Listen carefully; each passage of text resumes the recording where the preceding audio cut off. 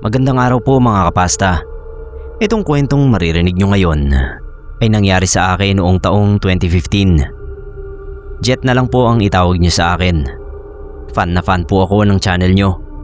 Katunayan niyan ay yung ibang videos dito ilang ulit ko nang napakinggan. Noong taong 2015, nagtrabaho ako malayo sa bahay namin. Kailangan ko pang mag-boarding house para makatipid din sa pamasahe. Merong malapit na forest area doon sa boarding house na tinuluyan ko. Pasyalan yun ng mga taong gustong mag-exercise. Malawak siyang area, tapos may pathway na ginagamit sa pagtakbo. Sa gitna ng mismong area, mga puno at manipis na damuhan. Ang sarap tumambay doon. Preskong hangin at saka mababait din yung mga taong nakakasalubong ko. Alas 4 ng hapon ang out ko sa trabaho. Dapat ay mga 5 PM talaga. Pero kapag tapos ka na sa trabaho mo, ay pwede ka nang lumabas.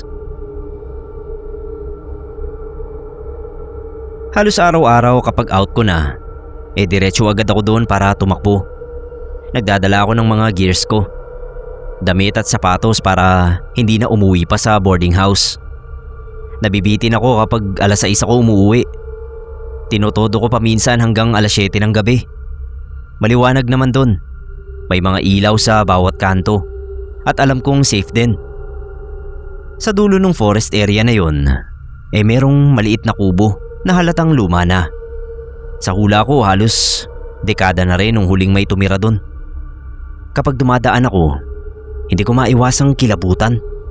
Kasi para bang may nakatingin galing doon sa bintana kahit wala naman.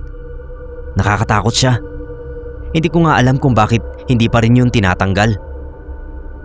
Mga bandang December to. Malamig ang panahon. Medyo umuulan pa nga. Kaso tuloy pa rin ako sa pagtakbo. Bala ko sana nung araw na yun, maaga akong uuwi at matutulog. Kaso nabitin ako sa pagod. Tingin ko kaya ko pa.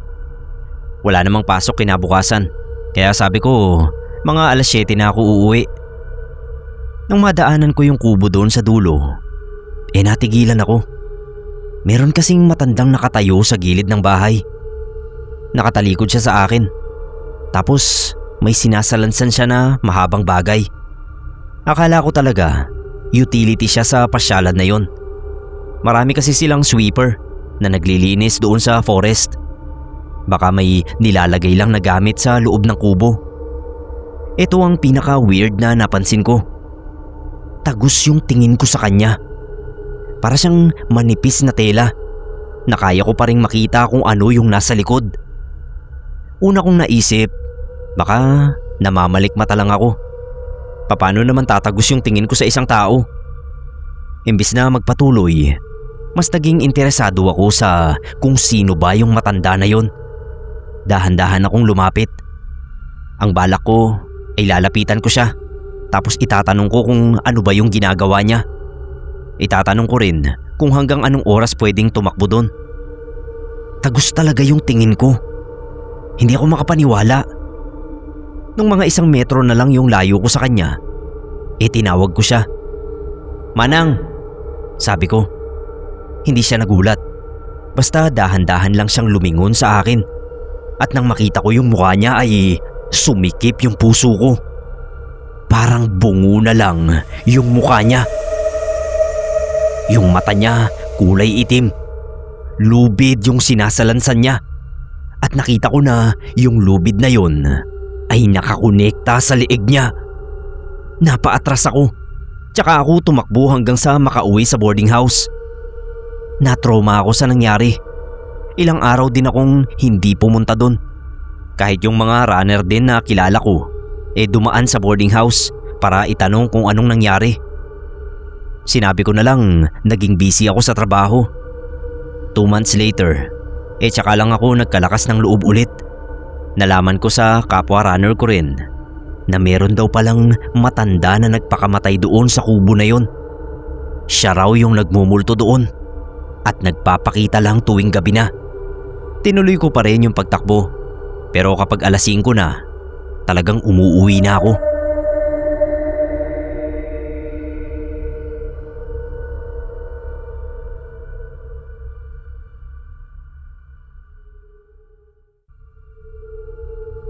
Magandang araw po, Sir Neb. Sana po ay mabasa nyo itong ibabahagi kong kwento. Matagal na itong nangyari. Magpapasko noon kaya nag-decide kami ng 3 kong kaibigan na mag-camp sa isang park. Sa may pinakadulo kami nakahanap ng spot sa tabi ng isang malaking puno na may CR sa hindi kalayuan. Marami rin ang mga tao noong panahon na yon na nagpipiknik at nagka-camp kaya doon kami napapwesto. Nung medyo madilim na, napansin namin na may sobrang lakas na amoy ng sigarilyo na parang may kombinasyon na amoy anghit o putok na hindi namin maipaliwanag. Mga ilang minuto rin namin na tiniis ang amoy na yon na kahit mag-spray kami ng pabango sa hangin ay ayaw mawala. Nagtataka kami kasi wala namang naninigarilyo malapit sa amin at bawal din manigarilyo sa loob ng park na yon. Bandang 11:00 ng gabi, pumasok na kami sa tent at nahiga na. Wala pa naman kaming balak na matulog noon at puro kwentuhan lang. Nung bigla kaming pinatahimik ng isa naming kaibigan. May napansin daw siya na naglalakad malapit sa labas ng tent. Nakiramdam kami. Maya-maya ay narinig namin na may nag-flash ng bowl sa loob ng CR. Kaya naisip namin, baka ibang tao lang na nagka-camp din sa park. 1 oras lang yata ang nakalipas noon. Narinig namin na may parang sumisit-sit sa labas na parang galing sa itaas ng tent namin. Hindi namin yun pinansin dahil hindi lang naman kami ang tao sa park na yon. Pero hindi tumigil yung sit-sit kaya lumabas na yung isa naming kaibigan para silipin. Pero wala naman daw siyang nakitang tao na malapit lang doon. Kaya pinagsawalang bahala na lang namin. Dahil doon, nag-umpisa na kaming magkatakutan ng mga kasama ko. Kung ano-ano na ang napagkwentuhan namin na nakakatakot. Kaya hindi namin naiwasan ng sigawan at tawanan na rin. Hindi naman kami masyadong nag-alala na nakakaistorbo sa ibang tao roon. Dahil halos mga gising pa rin at nagkakasiyahan pa sila. Pero nagulat na lang kami nung biglang umugoy ang tent namin at nag-amoy sigarilyo na naman. Kaya mabilis kaming lumabas. Pero wala naman kaming nakitang ibang tao na malapit. Kaya nagtanong na ako sa isang grupo na hindi kalayuan sa amin kung may napansin ba silang tao na lumapit sa pwesto namin.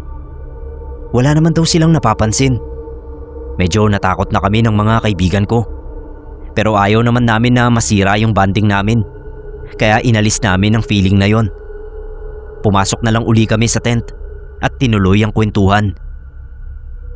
Maya-maya ay narinig na naman namin na may sumitsit at may pumapasok na usok ng sigarilyo sa loob ng tent. Lumabas na naman kami at hinanap kung saan nanggagaling yung usok. Pero wala kaming makita. Basta nasa loob lang yung usok.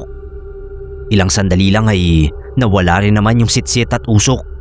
Kaya bumalik na kami sa loob.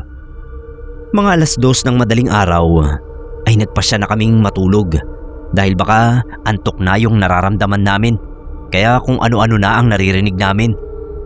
Nagpasama muna sa akin yung isang kaibigan ko na mag-CR.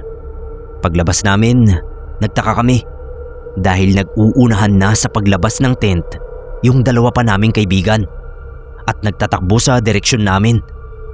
Takot na takot ang itsura nila. May narinig daw sila na sobrang lalim na boses ng isang lalaki at sinasabing umalis na sila. Tapos biglang nag-apoy yung isang plastic bottle doon sa loob ng tent. Buti at may tubig pa raw na laman kaya namatay din agad. Habang nakikinig sa kwento ng 2, bigla na lang humawak ng mahigpit sa braso ko yung isang kasama kong nag-CR. Umiiyak na nakatingin sa puno na nasa likod ng tent. Sabi niya ay umalis na raw agad kami sa park at umuwi na lang. Tinatanong namin siya kung anong nangyayari pero umiling lang siya at sinabing maghakot na kami ng gamit. Nung nasa sasakyan na kami, tsaka lang siya nagkwento na meron daw siyang nakita na sobrang laking tao na nakaupo sa sanga ng puno. Sa tansya niya ay nasa lagpas 7 talampakan ng taas. Maitim at namumula ang mata. May nakasubong malaking sigarilyo sa bibig, habang ang paa ay sinisipa-sipa ang tent namin. Simula noon, Sir Neb, ay hindi na kami sububok pang mag-camp ulit sa kahit saang lugar. Dala na rin ng takot sa mga nangyari. Bukod doon ay hindi namin alam na meron palang ibang elementong hindi namin nakikita na baka naiistorbo na pala namin.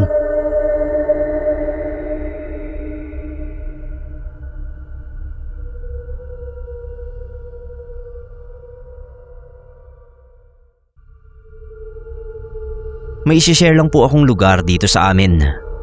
Don ang pangalan ko. Noon ko pa balak magpasa ng story, kaso laging napupurnada. Ngayon lang nagkaroon ng oras para mag-type sa laptop.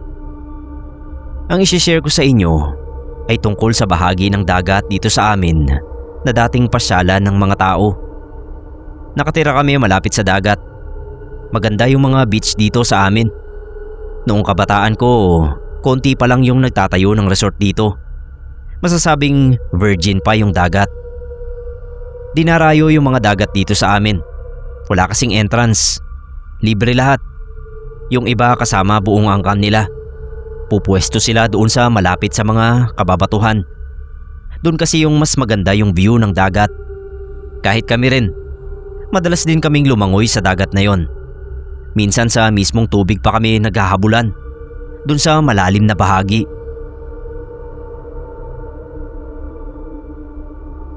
Nauso noon yung kwento tungkol sa sinasabi nilang bantay ng dagat. Bali, meron daw magandang babae na nakatira sa dagat na yon. Siya raw ang nagbibigay ng mga isda sa mga mangingisda at siya rin ang responsable sa malalakas na alon at ihip ng hangin. Tuwing simula raw ng taon, merong kinukuhang alay yung bantay ng dagat. Hindi kami naniniwala doon sa mga kwento ng matatanda. Basta patuloy pa rin kami sa paglalaro doon sa dagat. Mga bandang February, naisipan naming lumangoy doon sa dagat, malapit sa kababatuhan. Unang langoy namin yon sa taon.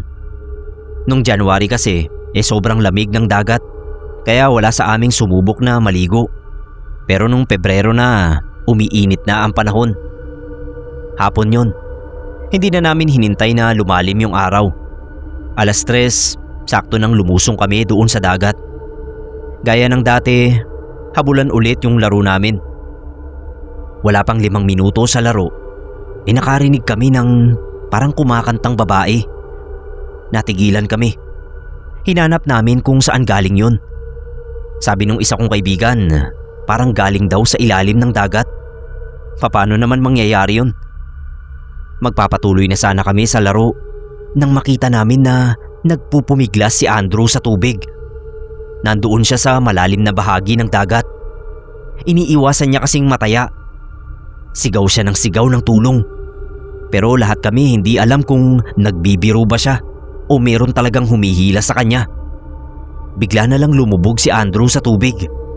Napasigaw talaga ako nang makita ko yun. Agad kaming umahon. Lahat kami takot na baka magaya rin kami sa sinapit niya. Ilang minuto ang lumipas. Lumutang yung mga damit ni Andrew papunta sa pampang. Damit lang. Si Andrew hindi na namin nakita pa kahit kailan. Nagsumbong agad kami sa barangay. Lahat ng tanod pinatawag. Humingi na rin si kapitan ng tulong sa mga empleyado ng kabilang barangay. Nilangoy nila yung buong parte na yon ng dagat. Hinalughog pati yung mga bato. Kami namang mga bata, sinuyod namin yung pampang hanggang sa dulo. Baka raw kasi inanod yung katawan ni Andrew pabalik. Pero wala kaming nakita kahit anino ni Andrew. 1 linggo rin ang naganap na paghahanap. Pagkatapos noon ay tumigil na rin sila kapitan. Baka raw nasa pinakailalim na bahagi na ng dagat yung katawan ni Andrew. Narinig ko yung isa sa mga matatanda. Nakikipag-usap siya sa ama ni Andrew. Kumuha na naman daw ng alay para sa taon na yon ng dagat. Umiiyak yung tatay ni Andrew. Pero tumatangu-tangu siya sa sinabi nung matanda. Sobrang naawa talaga ako nung nakita ko yun. Simula noon natakot na yung mga batang tulad namin na lumangoy sa parting yun ng dagat. Kahit yung mga tao sa labas ng barangay namin, alam rin yung nangyari. Kaya din hindi na ulit dinayo yung dagat na yon.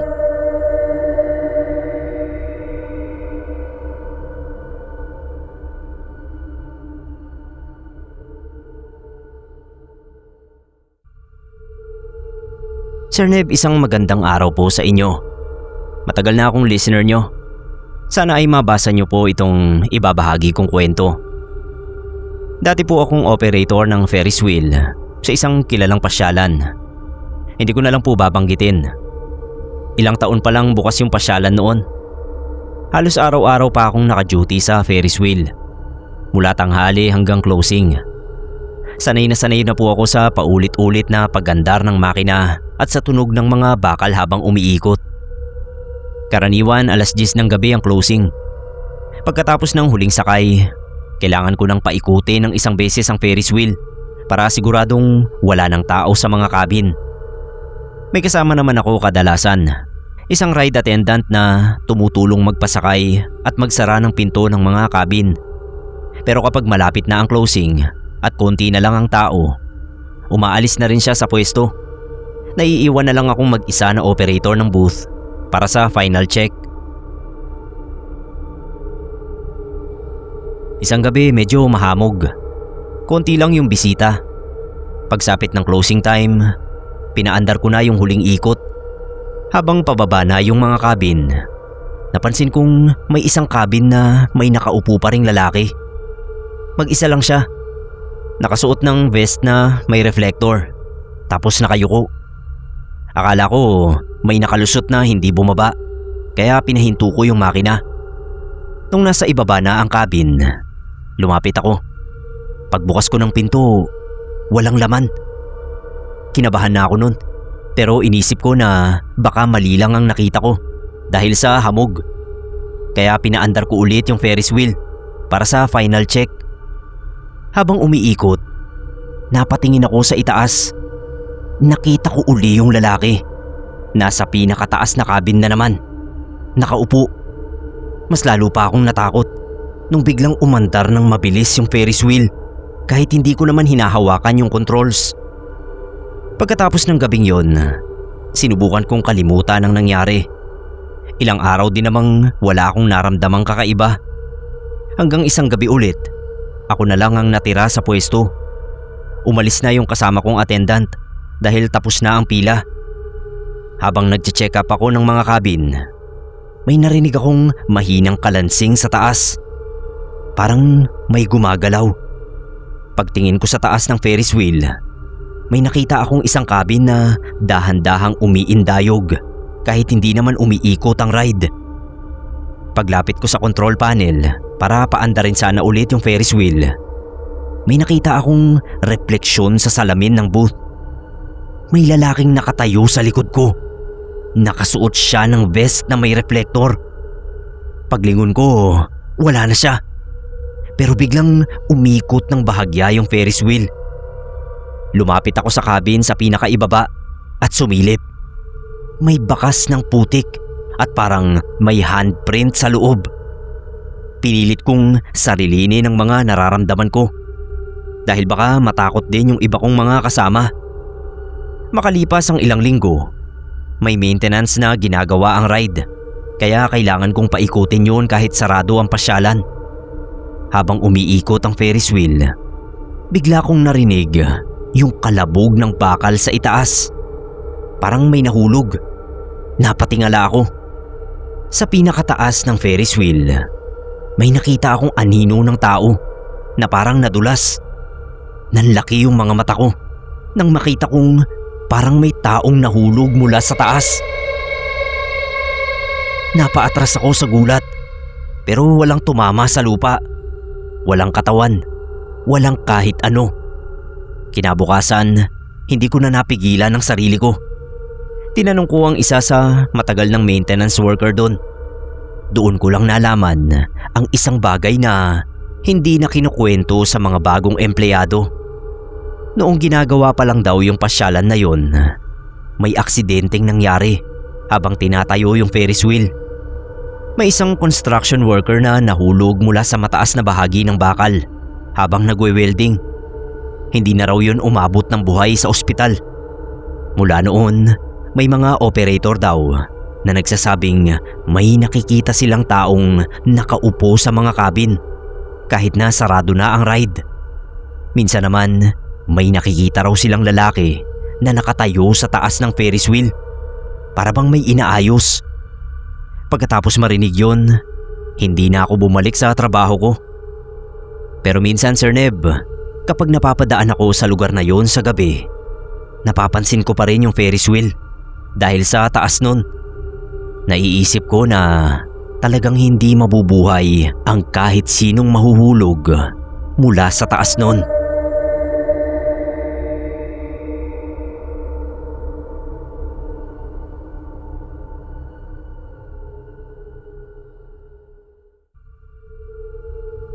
Mapagpalang araw sa inyo mga kapasta. Meron lang sana akong ibabahaging kwento. Lucas po ang pangalan ko. Nangyari ito nung minsan kaming pumunta sa isang maliit na horse farm dito sa may Masbate. Matagal na rin, ilang taon na ang nakakaraan. Kasama ko yung pamilya namin. Sa pagkakaalala ko, birthday yon ng bunso naming si Zach. Isa kasi sa kinahihiligan ni Zach ay ang mga kabayo. Halos lahat ng pinabibili niyang laruan ay kabayo. Paglaki niyang araw, gusto niya maging rider ng kabayo. Makikipagkarera daw siya sa mga ito. Tuwang-tuwa si Zach nung makita niya yung mga kabayo sa farm. Ang dami ring tao. Pasyalan talaga siya ng mga mahilig din sa hayop. Pwede mong pakainin ng damo yung mga kabayo na nandoon. After 2 hours, medyo naboring ako kakalakad. Nagpaalam ako kay mama at papa na maglalakad-lakad lang sa palibot. Pumayag naman. Basta raw hanapin ko sila pagkatapos ng 1 oras. Kung saan-saan lang ako nakarating. Ang daming puno sa palibot ng farm. Ang dami ko ring nakitang mga ibon na first time kong nakita sa buong buhay ko. Ang ganda nila. Humuhuni pa ng nakaka-relax na huni yung iba. Tumawid ako doon sa bakod at pumasok sa loob ng gubat. Ang laki ng mga puno. Noon lang ako nakakita ng ganoong klase ng mga puno. Nakatingala ako habang naglalakad. Baka kasi may makita ulit akong ibon na maganda. Sa di kalayuan, nakita ko na merong malaking puno ng balete. Ang kapal ng ugat. Tingin ko mas malaki pa yon sa katawan ng papa ko. Yung katawan niya, kahit siguro mag-holding hands ang benteng ako, hindi namin mapapalibutan yung puno na yon. Sa paanan ng puno, meron akong nakitang makintab. Napangiti ako. Naisip ko baka pera yon. Lumapit ako. Ito na yung weird part sa story na ito. Kasi kahit anong lakad ko papunta doon sa kumikinang na bagay, hindi man lang ako makalapit. Na para bang lumalayo yung puno at lupa sa akin. Sinubukan kong tumakbo, pero ganoon pa rin. Nasa dating pwesto pa rin ako. Sa 2 ulit ay nahilo na ako. Nakaramdam na ako na parang umiikot yung mundo. Na out of balance ako. Tsaka ako bumagsak sa lupa. Una yung muka. Hindi ako makagalaw nun.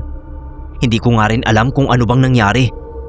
Pagtingin ko sa unahan, doon mismo sa ilalim ng ugat ng balete, ay may nakatayong taong kabayo.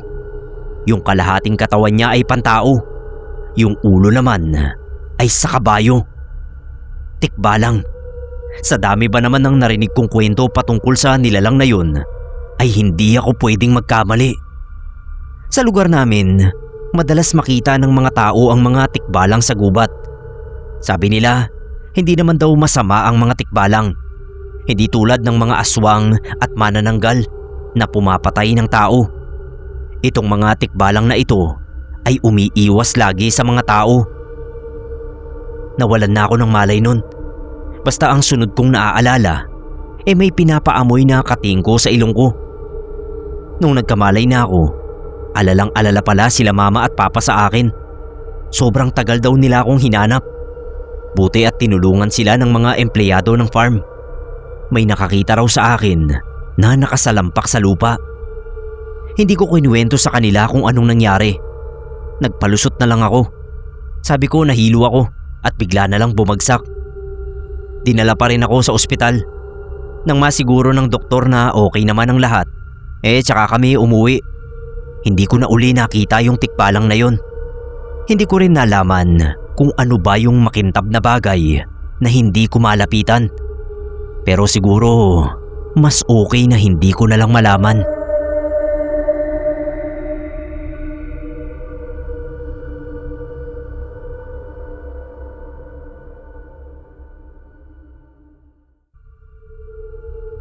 Good morning sa favorite narrator ko. Sir Neb, ako nga pala si Jordan at magsishare ako ng kwentong kababalaghan na naranasan at na-witness ng misis ko more than 10 years ago. Tanya ang pangalan ng misis ko, pero yan ang nickname niya. 10 years ago ay hindi pa kami magkakilala. May boyfriend siya noon na tawagin na lang nating Ken. Sila ang magkasama nang maranasan niya ang kababalaghan na ikukwento ko. Ito na nga at sisimulan ko na. 2014 yon. Namasyal sina Yan at Ken kasama ang mga pinsan ni Ken. Pumunta sila sa Baguio for 3 days and 2 nights. Sabi ni Mrs., alam niyang pupunta sila sa Diplomat Hotel. Kaya na-anticipate na niya na may katatakutan na mangyayari. Nagdala siya ng rosaryo na benditado. Ayun nga at pasyal-pasyal sila sa Baguio. Hanggang noong third and final day nila roon ay nagpunta nga sila sa Diplomat Hotel. Sabi niyan, malamig talaga sa Baguio. Pero noong nasa hotel na sila, parang nag-level up yung lamig. Literal daw na nagkalantugan yung mga ngipin niya sa ginaw. May kasama raw silang asthmatic, yung isang pinsan ni Ken. Bumalik daw yun sa sasakyan kasi hindi kinaya yung lamig sa vicinity ng hotel. Dapat daw pala hindi na rin sila tumuloy sa pagpasok dahil parang sign na yung grabing lamig na umalis na sila. Nag-explore pa rin sila. Yung fountain na lagi niya raw nakikita sa mga feature sa TV kapag usapang Diplomat Hotel. Siyempre hindi nila pinalagpas yun. Pagpasok pa lang nila ay napansin agad niyan na kahit na may mga tao roon, parang ang lungkot ng dating noong lugar. Hindi nakakatakot o creepy, kundi malungkot daw na mabigat sa dibdib. Ang dami raw nilang pictures doon, pero for some reasons, lahat ay blurry. Tapos yung video ni Ken, takang-taka sila kasi walang sound. Kahit may iba pang tourist na naroon sa fountain area at nagkukwentuhan o nagtuturoan sa mga multo raw, walang na-capture na sound yung video. So umalis ka agad sila sa fountain. Pero imbis na umalis na ng tuluyan dahil nasampulan na ng kababalaghan, ay umakyat pa sila sa second floor. Doon sa second floor, makikita pa rin yung fountain sa ibaba. Tapos nagtitrip daw yung isang pinsan ni Ken na tawagin nating Jim. Gumigilid daw sa may bintana. Tapos nagfo-photobomb sa mga nagpipicture sa fountain sa baba. Kunwari daw multo siya. Nahuhuli sa paglalakad si Jim kasi nga nantitrip. Tapos noong paakyat na sila sa third floor, narinig na lang daw nila na nagsusorry si Jim. So napalingon sila. Wala naman daw silang nakikitang kausap niya. Pero sige sorry daw. Kaya tinawag nila at tinanong kung sinong kausap. Doon daw namutla si Jim at tumakbo papalapit sa kanila. May guard daw na nagsaway sa kanya na huwag manluloko dahil baka siya ang mapagtripan ng mga multo. Ilang beses na raw nangyari ang ganoon sa mga bisita ng hotel, kaya mag-ingat siya. Medyo pikon pa raw yung pagsaway ng guard, kaya todo sorry siya. Ang malala lang ay wala naman daw nakitang guard sina Yan. Doon sila nag-decide na lumabas na nga ng hotel. Nagsimba sila sa Lourdes Grotto para daw kung ano man yung kumapit sa kanila ay maalis. Pero sabi ni Yan, magmula noon ay naging kakaiba na si Jim. Ilang beses daw na nagpaalbularyo siya dahil may madre daw na nanggagambala sa kanya. na parabang sinundan siya hanggang Maynila ng isang multo mula sa Diplomat Hotel. Ang nakakabahala pa raw, isang beses habang nagbabakasyon uli sila ni Ken kasama ang mga pinsan nito sa Boracay, parang sinaniban si Jim. Nagdi-dinner daw sila sa isang resto nang biglang tumahimik si Jim at bumulong-bulong. Pagtingin daw nila ay namumuti na yung mga mata niya at nakangiti habang nagmamadali sa pagsubo ng pagkain. Pati raw yung pagkain ng girlfriend niya ay nilalantakan ni Jim. Naawat lang daw nang natapunan ng juice sa shorts niya. Parang nahimasmasan. Litong-lito raw siya kung bakit siya nang aagaw ng pagkain. Sir Neb, naparami pa raw ang kakaibang ginawa ni Jim ever since nanggaling sila sa Diplomat. Pero hindi na nalaman niyan kung bumalik ba siya sa normal dahil naghiwalay na sila ni Ken. Nahihiya naman daw siyang mangamusta sa mga pinsan ni Ken dahil hindi maganda yung paghihiwalay nila. Pero ayun nga raw, magmula nung nangyari yung sa Diplomat Hotel, sobrang laki ng pagbabago kay Jim.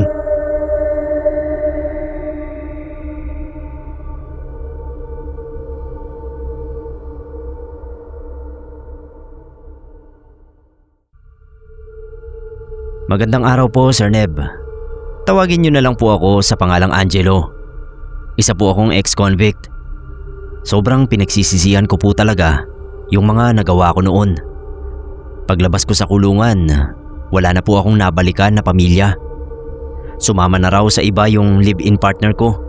Ilang buwan pa lang nang makulong ako. Wala akong ibang kamag-anak na matutuluyan dahil dayo lang naman ako sa Batangas noon. Hindi ko alam ang gagawin ko noong araw na makalabas ako. Nagpalakad-lakad lang ako. Hindi ko rin namalayan na gabi na hanggang makarating ako sa isang park na katapat lang ng ilog. Ang alam ko ay pinagawa yun ng dating mayor. Pero nung mapalitan sa pwesto, inabandona ang park at hindi na tinuloy ng bagong mayor. May mga poste ng ilaw pero hindi gumagana. Sira-sira na rin yung mga bangkuan na katabi ng malalaking puno ng mangga. Sobrang dilim. Buwan lang ang nagbibigay ng liwanag. Naupo ako sa damuhan na katapat ng ilog. Kung ano-ano na ang naiisip ko noong mga panahon na yon. Hindi ko alam kung paano magsisimula. Dahil alam ko na mahihirapan na ako makahanap ng trabaho dahil na rin sa record ko. Ang naisip ko lang ay tumalon na lang sa ilog para wala nang problemahin pa. Buo na ang desisyon ko na magpatiwakal. Pero nagulat na lang ako sa tahol ng aso di kalayuan sa pwesto ko. Isang malaking puting aso. Nakatingin siya sa puno ng mangga. Tapos parang galit na galit ang tahol. Na-curious ako noon, Sir Neb. Kaya tumayo ako at naglakad para makita kung ano yung tinatahulan ng asong yon. Hindi pa ako gaanong nakakalapit, nakarinig ako ng mahihinang hikbi ng isang babae sa likod ng puno. Hanggang yung hikbi ay naging mahihinang tawa. Kinilabutan ako noon, kaya naisip kong umalis na lang sana. Bago ako makahakbang paalis, biglang lumabas yung babae. Nakayuko siya at natatakpan ng mahabang buhok yung mukha niya. May hawak siyang mahabang lubid. Sinubukan ko siyang tawagin. Hindi ko alam kung narinig niya ba ako o ano. Basta ang sunod ko na lang na nakita ay nakabigti na siya sa sanga ng mangga at dilat na dilat ang mga mata. Tapos nakatingin sa akin. Hindi ko alam ang gagawin ko noong oras na yon. Lalong lumakas ang tahol ng aso. Pagtingin ko sa paligid, ang dami ring nakabitin sa ilan pang puno na naroon. Lahat sila ay dilat na nakatingin sa akin. Napaatras ako sa takot. Nagulat ako nang may tumutok sa akin na liwanag. "Hoy, anong ginagawa mo dyan?" sabi ng isang matandang lalaki. Tumingin ako sa paligid. Wala na yung mga nakabitin sa puno. Pati yung aso ay bigla na lang din nawala. Nung makalapit sa akin yung lalaki, tinanong niya ako kung anong ginagawa ko at sinabi na bawal daw pumasok sa park na yon at bakit gabing-gabi na ay nilalabas ko pa yung aso ko. Kinuwento ko sa kanya yung mga nakita ko. Akala ko ay pagtatawanan niya ako. Pero paliwanag niya na kaya pala bawal nang pumasok sa park na yun dahil may mga nagpakamatay doon.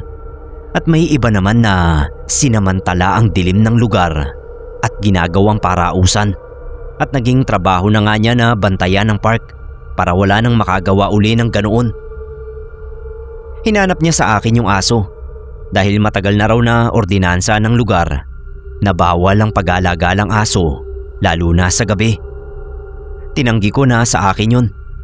Doon ko lang naisip na kung hindi dahil sa aso na yun, baka tinuloy ko na yung pagpapatiwakal ko. Sinabi ng matanda na nadinig lang niya ang tahol kaya sinilip niya kung ano ang naririnig niya. Kung wala raw ang ingay na yun, hindi niya ako mapapansin dahil sobrang dilim na. Pakiramdam ko tuloy ginawang instrumento ng Diyos ang aso na yun para ipakita sa akin ang hindi ko dapat gawin, na ang pagpapatiwakal ay dapat na ikatakot ko. Ngayon po Sir Neb ay maayos na ang buhay ko. May bago na rin po akong pamilya na malugod na naglilingkod sa simbahan.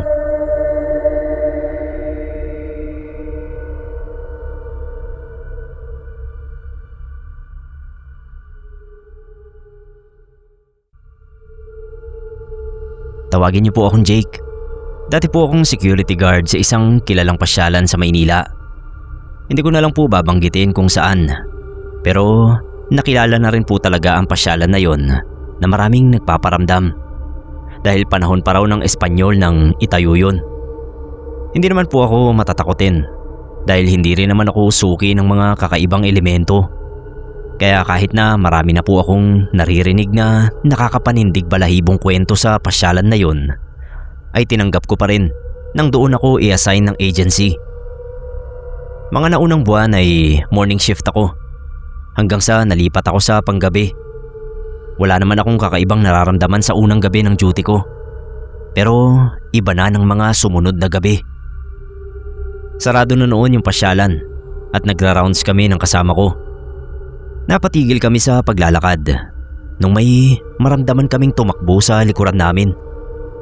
Tinignan agad namin yun sa pag-aakalang may naiwang bisita. Pero nung walang makitang ibang tao, nagmamadali na naming tinapos ang pagra-rounds at bumalik na sa guardhouse. Hindi na namin yun pinag-usapan ng kasama ko dahil nga sa kwento-kwento roon. Minsan pa ay ako lang ang naglilibot isang gabi. Wala naman akong naramdamang kakaiba noong umpisa. Pero nung pabalik na ako, may napansin ako sa dulo ng hallway. Isang babaeng nakaupo at nakasubsob ang muka. Sa braso niya na nakapatong sa tuhod. Tinutukan ko siya ng flashlight. Madungis yung suot niyang puting bestida na sira-sira at merong parang bakal na nakapaikot sa paa. Kinilabutan talaga ako noon, Sir Neb, dahil alam kong hindi buhay na tao ang nakikita ko ng oras na yon. Maya-maya lang ay narinig ko siyang umuungol at mabilis na tumayo. Medyo malayo yung pwesto ko sa babae, pero rinig na rinig ko yung tunog ng mga nagngingit-ngitang ngipin na nagmumula doon sa babae. Tumakbo na agad ako pabalik sa guardhouse at kinuwento sa kasama ko ang nakita ko. Pero tinawanan lang niya ako at sinabing masasanay din ako. May pagkakataon pa na ako lang ang naka-duty isang gabi. Medyo antok na ako, kaya naisip kong maglakad-lakad muna. Nung bigla akong makarinig ng halinghing ng kabayo at mga yabag ng paa na parang nagmamarcha. Dahil doon ay nawala yung antok ko at mabilis na bumalik sa pwesto ko. Ilang oras lang ang nakakalipas, biglang may tumakbong bata sa gilid ko. Papasok mismo sa loob ng pasyalan. Naisip kong baka may makukulit na namang mga batang hamog na nakapuslit sa loob, kaya dali-dali kong sinundan. Narinig ko pa na malakas na tumatawa yung bata, kaya sinigawan ko. Sabi ko lumabas siya dahil hindi siya pwede roon. Pagliko ko sa may hallway, nakatayo siyang nakatalikod doon sa gitna. hindi gumagalaw. "Hoy bata, bawal ka dito! Gabi na, umuwi ka na sa inyo!" Sabi ko habang nakatutok sa bata yung flashlight. Maya-maya ay bigla na lang siyang parang kumanta at nag-echo sa buong hallway. Sabay ng malakas na hangin. Dahan-dahang humarap sa akin yung bata. Nanlaki yung mata ko sa itsura niya. Nakasuot siya ng mahabang pantalon at itim na polo. Maputlang maputla ang balat at maiitim ang mga ngipin.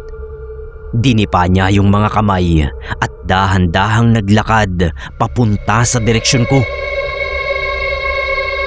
Mabilis akong tumakbo palabas ng gate ng pasyalan. Tinawagan ko agad yung opisyal ko at sinabi na uuwi at magre-resign na ako. Pero hindi agad ako pinayagan. Bukod sa wala namang papalit agad sa akin sa oras na yon ng duty ko, ay sobrang biglaan din ang aking pagre-resign. Nagtiis muna ako ng ilang buwan pa.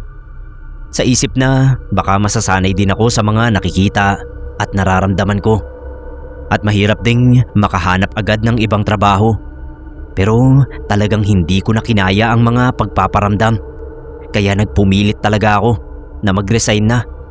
Dahil baka sa pagtitiis ko sa lugar na yon, ay ako naman ang sunod na magparamdam sa mga tao.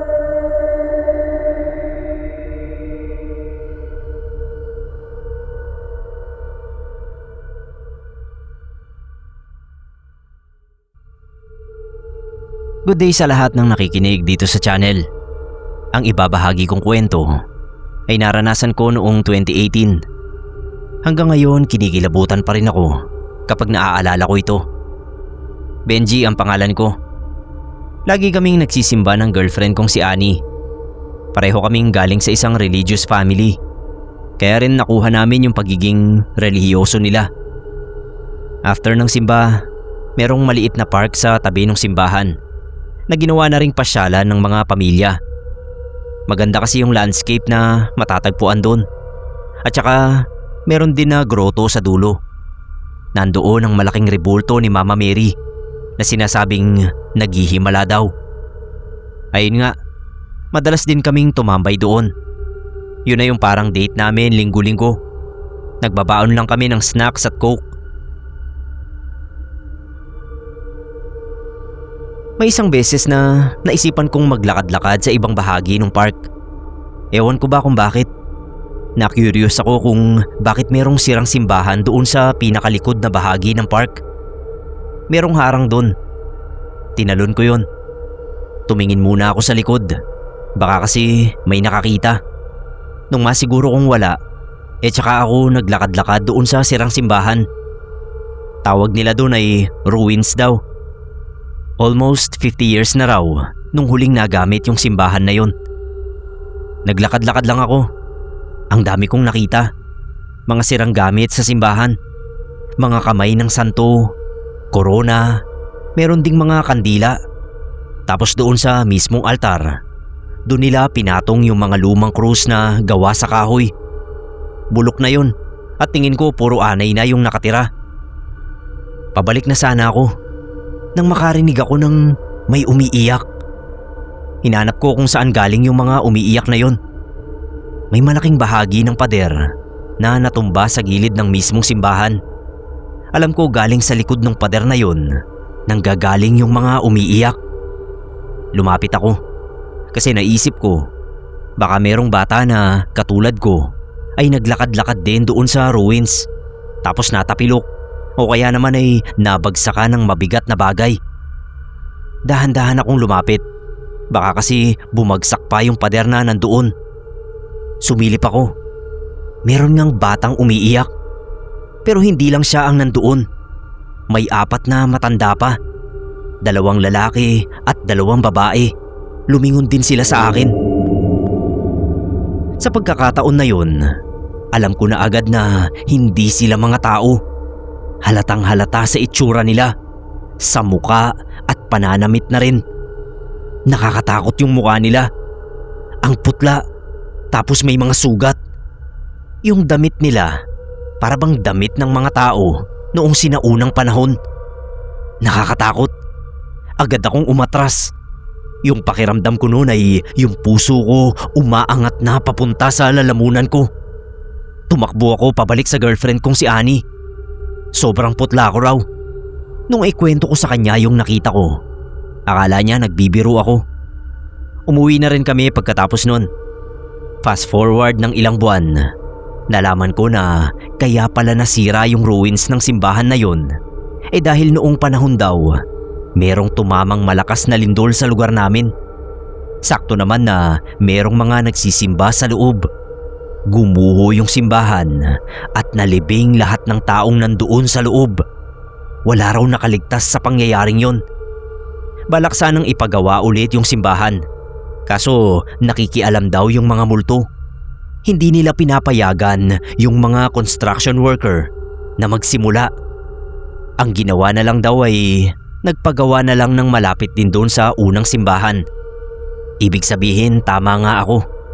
Lahat ng nakita ko doon sa sirang simbahan na yun ay multo na. Nagsisimba pa rin ako doon sa simbahan na yun at madalas pa rin kaming tambay doon sa park. Pero natuto na ako. Hindi na ako pumupunta kung saan-saan.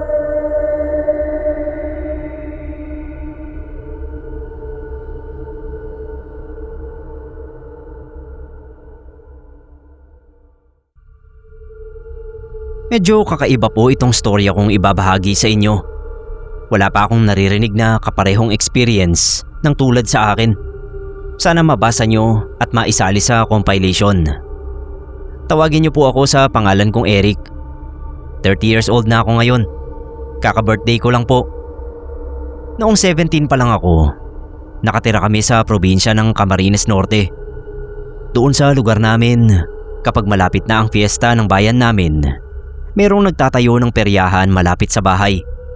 Bali isang block lang yung layo ng peryahan sa amin. Ang daming tao lagi sa peryahan na yon. Magaganda naman kasi yung rides at saka bentang-benta rin sa mga tao yung color game nila. Pati yung darts at pabingo. Kahit na talo ay uuwi ka talaga na nakangiti. Kapag inaalok ko yung mga kaibigan kong pumunta sa peryahan, lagi naming sinasakyan yung Ferris wheel. Nanonood din kami ng mga clown na nagmamagic. Nung kabataan ko kasi, hindi ko na-experience magkaroon ng clown sa birthday ko. Kaya kapag merong mga ganoong peryahan ay natutuwa talaga ako. Maaga silang nagsasara. Mga 10 PM pa lang ubos na yung tao. Isasara na nila yung entrance tapos magbubukas lang uli kinabukasan. Nung panahon na yon, ang hilig kong maglakad-lakad sa labas bago matulog. Meron kasi akong insomnia.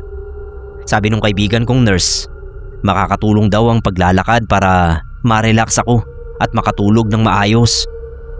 Simula nung nagkaroon ng peryahan doon sa amin, lagi kong nadadaanan kapag naglalakad yung likod ng peryahan.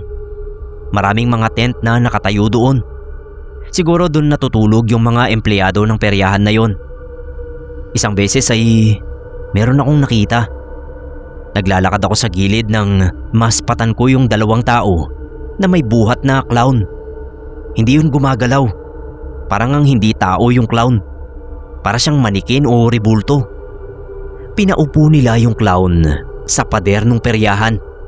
Tapos minamasahi nung isa yung balikat ng clown. Sa pagkakataong ito, naintriga na ako kung ano bang ginagawa nila. Nagtago ako sa gilid ng basurahan. Tapos hinintay ko kung anong mangyayari. Pagkatapos nilang masamasahihin yung clown, may lumabas na babae galing dun sa peryahan. Kinausap niya muna yung lalaki dun. Tapos may binigay siyang bote. Lumapit yung lalaki na may bote sa clown. Tinapik-tapik niya muna sa dibdib yung clown. Tsaka niya binuhos yung laman ng bote sa bibig nito. Gulat na gulat ako nung biglang nabuhayan yung clown. May usok na lumabas sa bibig niya. Yung mata niya biglang nagkulay pula. Tsaka siya bumangon. Parang robot yung paglalakad. Nagpabalik-balik siya sa daan. Yung dalawang lalaki nag-appear pa nang makita yung bilis ng galaw ng clown. Pagkatapos nun, pumasok na silang tatlo. Nauna yung dalawang lalaki bago pumasok yung clown. Napalingon pa siya sa direksyon ko. Ako naman, mas tinago ko yung sarili ko doon sa basurahan. After mga 5 minutes, tsaka lang uli ako sumilip. Wala na sila. Tumakbo talaga ako pabalik sa bahay. Takot na takot ako. Diretso ako sa kusina, sabay inom ng tubig. Kung ano man yung nakita ko, alam ko hindi yun normal. Para bang binuhay nila yung clown sa pamamagitan ng maitim na likidong pinainom nila. First time kong makakita ng ganoon sa buong buhay ko. Hindi na uli ako pumasok sa peryahan after ng pangyayaring yun. Tingin ko kasi kapag nakita ako ng clown sa loob ng peryahan, baka makilala niya ako. Ito hindi ko alam kung coincidence lang ba o konektado ito sa nakita ko. Kasi bago umalis yung peryahan, merong 2 batang lalaki na nawala at hindi na nakita ng mga magulang nila. Ang sabi pumunta lang daw yung 2 sa peryahan tapos hindi na umuwi. Sumunod na fiesta sa lugar namin, ibang grupo na ang nagtayo ng peryahan malapit sa bahay namin.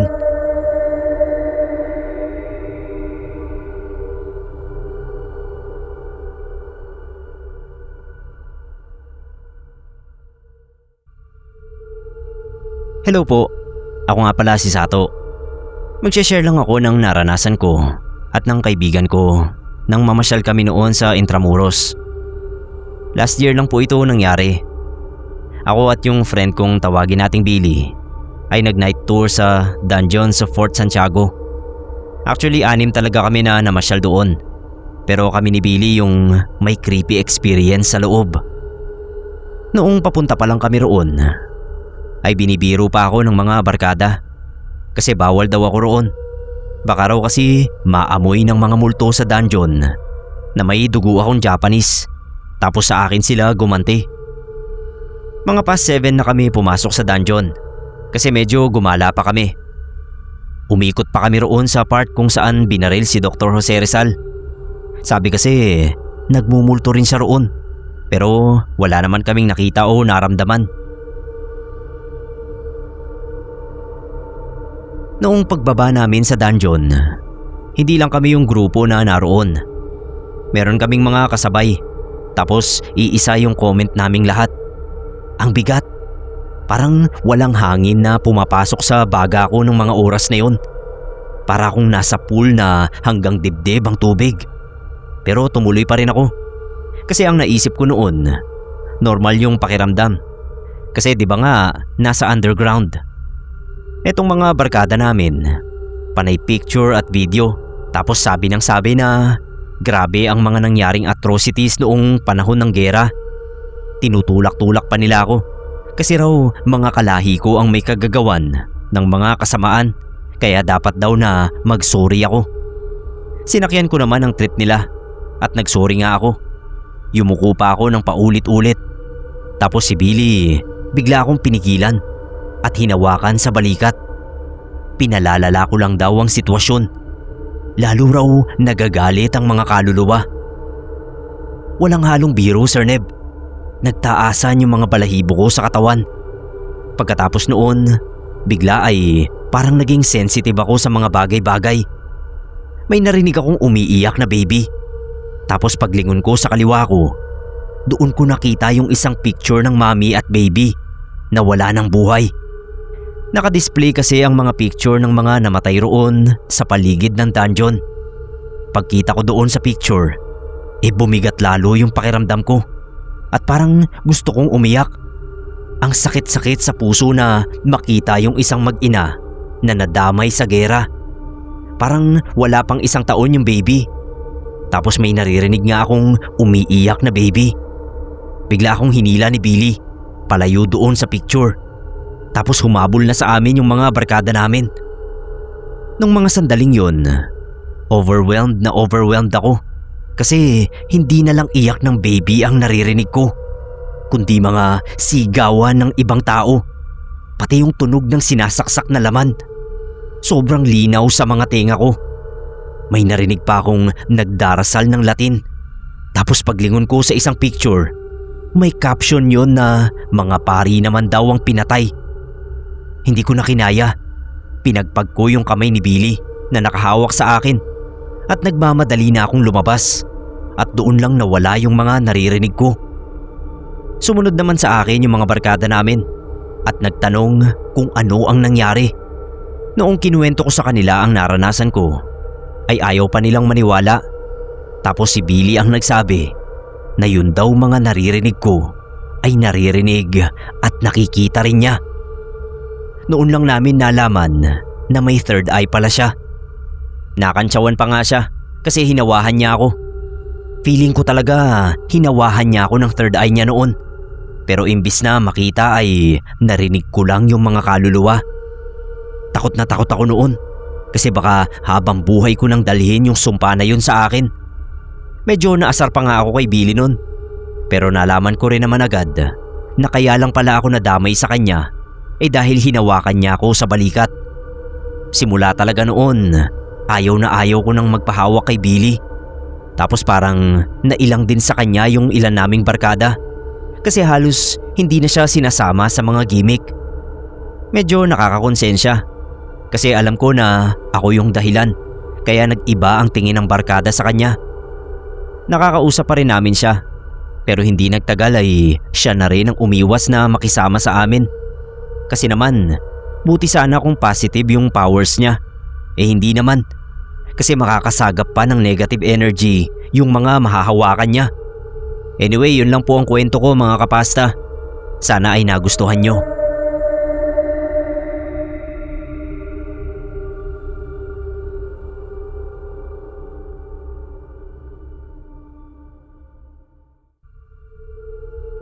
Kamusta po kayong lahat? Ako nga pala si Andy. Ang ikukwento ko karanasang nangyari sa akin. Ilang taon na rin ang nakakalipas. Sana ay magustuhan nyo. Tanya ang pangalan ng girlfriend ko. Sa aming dalawa, siya talaga yung mahilig gumala. Madalas niya akong isama sa mga bakasyon niya. Lagi niyang sinasabi na uugatan daw ako sa harap ng computer kung hindi ako aalis doon at puro trabaho lang ang inaatupag ko. Sa bahay lang kasi ang trabaho ko. Gustong gusto ko rin sana na gumala sa labas kapag may time. Kaya sama kung saan ang trip niya. Isang beses may sinabi siya. Meron daw siyang natuklasang pasyalan. Mga 2 oras ang biyahe mula sa amin. Medyo malayo pero sulit naman daw. Kasi cave system itong pupuntahan naming pasyalan. Konti pa lang ang nakakaalam kaya hindi pa gaanong siksika ng mga turista. Pumayag ako kasi hindi pa ako nakakapasok sa kuweba sa buong buhay ko. After 2 hours na biyahe, halos wala na akong energy. Ako kasi yung nag-drive sa amin. Hila-hila ako ni Tanya doon sa entrance. Pagpasok namin, merong tour guide na sumama sa amin. Ang ganda ng lugar. Medyo nakakatakot nga lang kasi sobrang dilim. Tapos ang daming paniki na nakasabit sa tuktok ng kuweba. Pero nakaka-relax. Lalo na yung katahimikan niya. Tapos ang maririnig mo lang yung tumutulong patak ng tubig galing doon sa itaas. Medyo nahuli akong sumunod doon sa tour guide at kay Tanya. Meron kasi akong nakita sa bandang kanan namin. May nakatayo doon. Malaki siyang nilalang. Kung tama ang tansya ko ay baka 8-footer yung nilalang na yun. Halos abot na ng ulo niya yung pinakamababang bahagi ng kuweba. Akala ko mag-isa lang. Bigla ba namang gumalaw yung nasa likod niya at na-realize ko na sobrang dami pala nila. Tumakbo ako. Sinundan ko si Tanya. After ng tour, ang sama ng pakiramdam ko. Sabi ni Tanya, siya na lang daw yung magdadrive. Kakain pa dapat kami doon sa karinderya na nasa labas ng pasyalan. Kaso sobrang sama na talaga ng pakiramdam ko. Sabi ko ay umuwi na lang kami. Nakatulog ako sa biyahe. Nagising lang nung marinig ko na bumubusina si Tanya. Meron daw kasing umovertake sa kanya na motor. Pagtingin ko sa likod ng sasakyan, nandoon yung mga taong anino na nakita ko sa may kuweba. Napapikit ako. Tapos sinabi ko kay Tanya na tumingin sa likod namin. Pero wala naman daw. Dumilat na ako at nang tignan ko ulit ay wala na talaga yung mga anino. Dumalas yung pagpapakita sa akin nung mga taong anino na yun. Hindi ko alam kung anong pakay nila sa akin. Gusto lang ba nila akong takutin? O nag-aabang lang sila ng tamang tiyempo? Umabot sa punto na pati sa panaginip ko ay nakikita ko sila. Sabi ko, delikado na to. Baka umabot sa punto na may gawin silang masama sa akin. Ganito ang naisip kong paraan para tigilan na ako ng mga anino na yon. Halos araw-araw akong nagsimba. Tuwing umaga, yung pinakamaagang simba ang pinupuntahan ko. Tapos kapag linggo naman, magkasama kami ni Tanya. Mukhang effective naman yung ginawa ko. Unti-unting nabawasan yung pagpapakita nila. Hanggang sa hindi ko na nga sila nakikita. Tahimik na ulit ang buhay ko. Inaya pa ako uli ni Tanya na bumalik doon. Sabi ko sa kanya, kahit bayaran niya ako ng 1,000,000, ay hindi na ako babalik sa lugar na yon.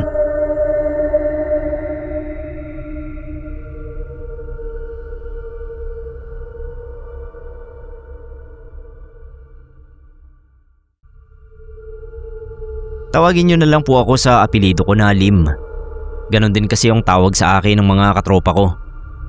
Natatandaan ko noong elementary days ko, 11 anyos ako ay mahilig kaming tumambay sa maliit na pasyalan sa Navotas. Malapit yon sa munisipyo.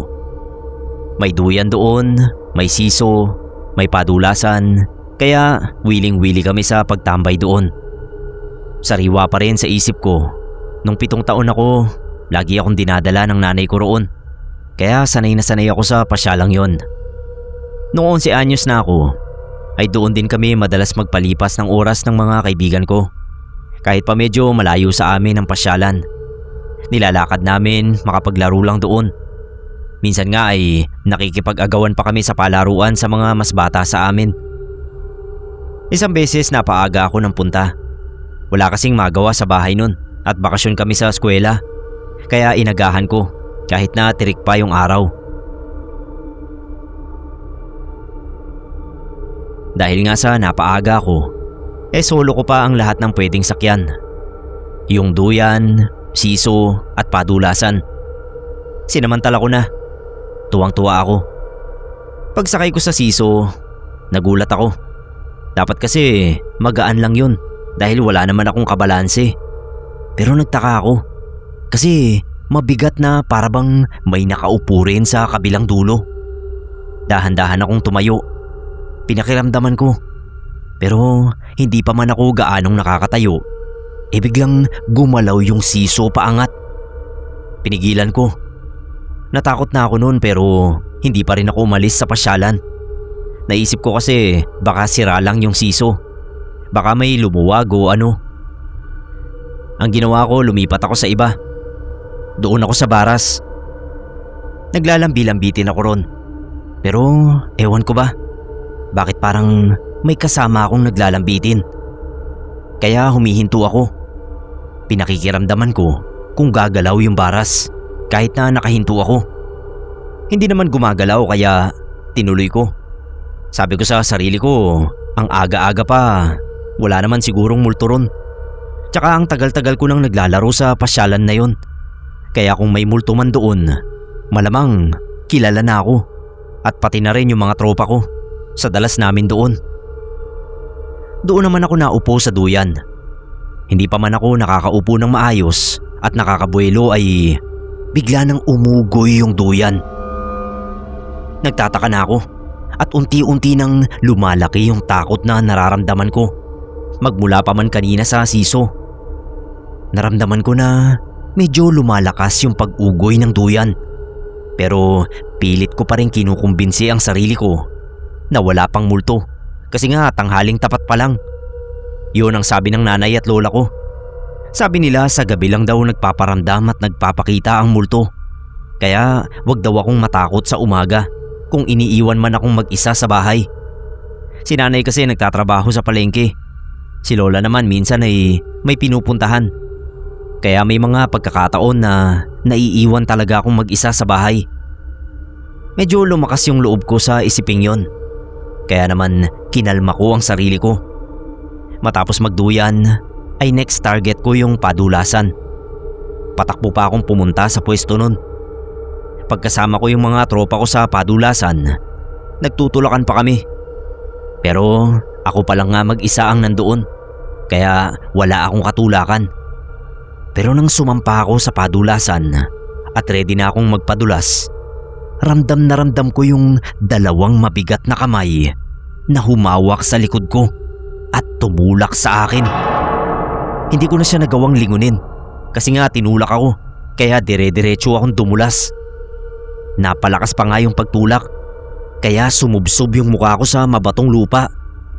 Gasgas yung mukha ko. Paglingon ko sa padulasan, walang tao. Kahit masakit yung katawan ko ay pilit akong tumayo. Lumigid ako dahil baka ako may nagbiro sa akin. Sapo ko pa yung mukha ko habang hinahanap kung sino yung tumulak sa akin. Ang kaso, wala akong nakita. Ni kaluskos ng kung sino ron ay wala talaga. Luminga ako sa paligid ng pasyalan. Ni anino, walang nahagip yung mga mata ko. Kung ganun, may ibang elementong naglalaro sa akin dun. Hindi ko alam kung anong klase.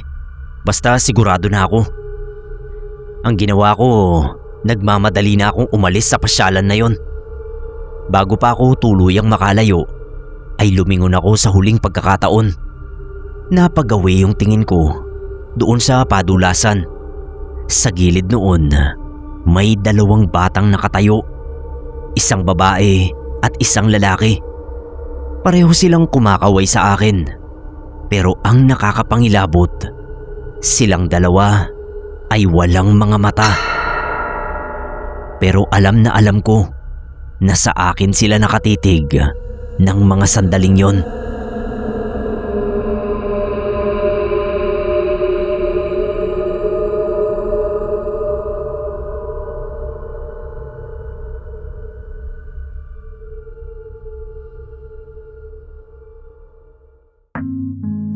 Mga kapasta, maraming salamat po sa mga nakinig. Pakilike naman po ang ating video at subscribe na po yung mga hindi pa nakasubscribe. Shoutout lang po kay Ma'am Christine Garcia from Samal, Bataan. Pati na rin sa kanyang baby girl, si Nanika. At maraming salamat kay Ma'am Christine sa mga pinadala niya sa akin from Korea. Naku, usok na naman yung ilong ko nito. Maraming salamat po Ma'am Christine Garcia at shoutout ulit kay baby Nanika. Anyways, yun lang po ang episode natin para sa episode. Episode natin para sa episode na ito. Episode natin para sa araw na ito mga kapasta. Muli po, ako po si Neb Quero. Magandang gabi po sa inyong lahat.